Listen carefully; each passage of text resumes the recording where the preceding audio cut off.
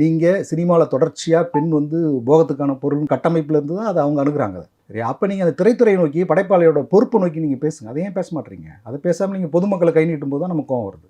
அப்புறம் அதே மேடையிலேயே நீங்கள் வந்து அவ்வளோ ஆபாசமாக நீங்கள் பேசினே இருப்பீங்க. அது உங்களுக்கு யதார்த்தம், உங்கள் இயல்பு. மிகச்சிறந்த ஆளுமை லெனின் பாரதி, அவன் என்னை விமர்சிச்சிருந்தான். அது வந்து தத்துவ ரீதியான விமர்சனம். அவனுக்கும் என்னுடைய ஆழ்ந்த வருத்தத்தை மன்னிப்பையும் சொல்கிறேன். எனக்கு அந்த மேடையில் இருந்து அத்தனை இயக்குநர்கள் மேலேயும் கோவம் இருந்தது. ஒரு டிக்ளேர் பண்ணுறாரு பொதுவாக, இது இந்த இடத்துல வந்து வெற்றிமாறனும் அமீர் தவிர எல்லாருமே குடிகாரனுங்க அப்படின்னு. அதில் குடிக்காத 4 பேர் உட்காந்துருக்கலாம். அமீரிடம் அதுக்கப்புறம் வெற்றிமாறன் மன்னிப்பு கேட்குறேன். நிறைய பேர் அவங்க 2 பேரையும் திட்டினாங்க. அதாவது வந்து முகம் சுளிக்கிற மாதிரி பேசுறதுக்கு அவங்க சிரித்தாங்கன்னு சொல்லிட்டு, அவங்க சிரித்ததை விட மேலே இருந்த எல்லாரும் கீழே அந்த பத்திரிக்கையாலும் விழுந்து விழுந்து சிரித்தாங்க. அது அந்த அந்த வீடியோவில் இருக்குது. அதை நீங்கள் பார்க்கணும். ஒரு ஜோக்காக தான் நான் மீன் பண்ணேன். ஆக்சுவலாக 2-3 வார்த்தைகள் மேலே போயிடுச்சு. அது அப்படி தான் சில நேரங்களில் அது மனதிலேருந்து பேசும்போது அப்படி ஆயிடுச்சு. அதுக்காக நான் வந்து மன்னிப்பு கேட்டுக்கிறேன்.